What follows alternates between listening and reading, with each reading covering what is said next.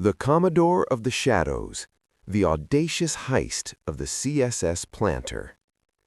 The fog lay heavy over Charleston Harbor on the night of May 12, 1862, a thick, suffocating blanket of gray that smelled of salt, gunpowder, and stale fear. To the casual observer, the Confederate steamer CSS Planter looked like just another vessel resting at the dock, its paddle wheels silent, its guns cold. But inside the wheelhouse, the air was electric, with a tension so sharp it felt as if it could cut skin. Robert Smalls stood in the shadows, his heart hammering against his ribs like a trapped bird. He was 23 years old, an enslaved man, and tonight he was about to commit the single most audacious act of theft in the history of the American Civil War. He wasn't just stealing a boat, he was stealing himself. Part 1. The Mimic in the Moonlight. Robert adjusted the wide-brimmed straw hat on his head. It didn't belong to him. It belonged to Captain Charles C.C.J. Relea, the Confederate officer who commanded this ship. Relea, along with the other white officers, had done something strictly forbidden by Confederate military regulations. They had disembarked for the night to attend a party and sleep in the comfort of their homes on shore, leaving the enslaved crew to guard the valuable gunship. It was the mistake Robert had been waiting for. "Is everyone ready?" Robert whispered, his voice low, mimicking the cadence of the captain. He had spent months studying Relea, the way he walked, the way he tilted his hat, the specific hand signals he used to communicate with the harbor forts. Tonight, Robert Smalls had to become Captain Relea.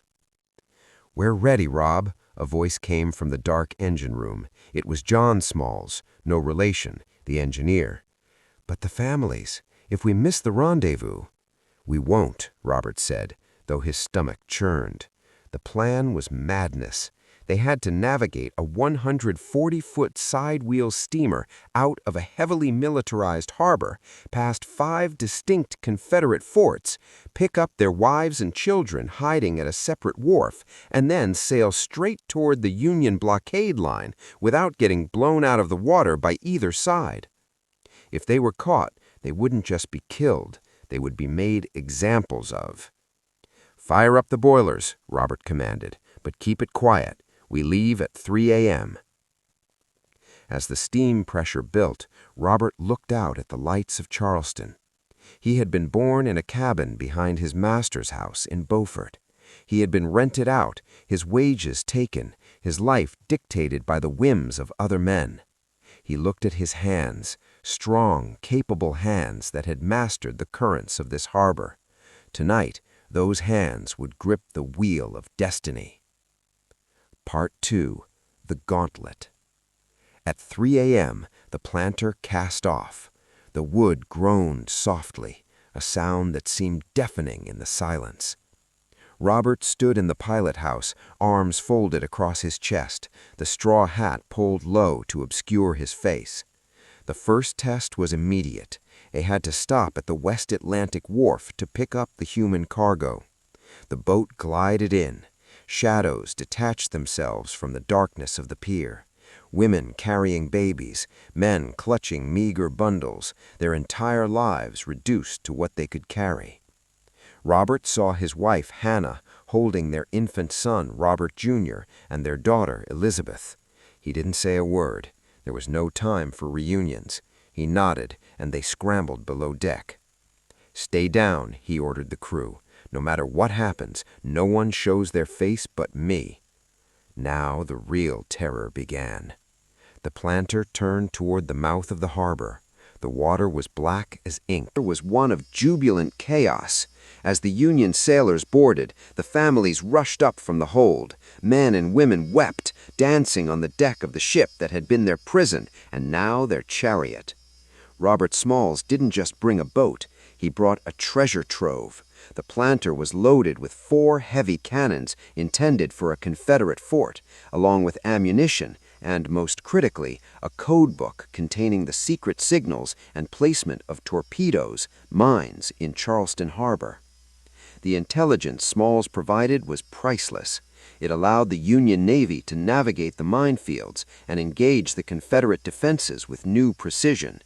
But the greatest cargo was the story itself. News of the escape spread like wildfire across the North. It shattered the Confederate propaganda that claimed enslaved people were content and loyal. Here was a black man. He fought in 17 engagements during the war. After the war, he returned to South Carolina, not as a slave, but as a hero. He learned to read and write. He bought the house of his former master in Beaufort, the very house where he had once been enslaved. He allowed his former master's wife, now elderly and destitute, to live there as his guest, showing a grace that astounded his critics. He entered politics, serving in the South Carolina State Assembly, and then winning election to the United States House of Representatives, serving 5 terms. He fought for public education, civil rights, and the economic development of the South. Decades later, as an old man sitting on the porch of the house he once scrubbed floors in, Robert Smalls looked out at the harbor. The fog was gone. The cannons were silent. He had stolen a ship to buy freedom for his family, but in doing so, he had helped steer a nation through its darkest storm. He was, in every sense of the word, the captain of his own soul.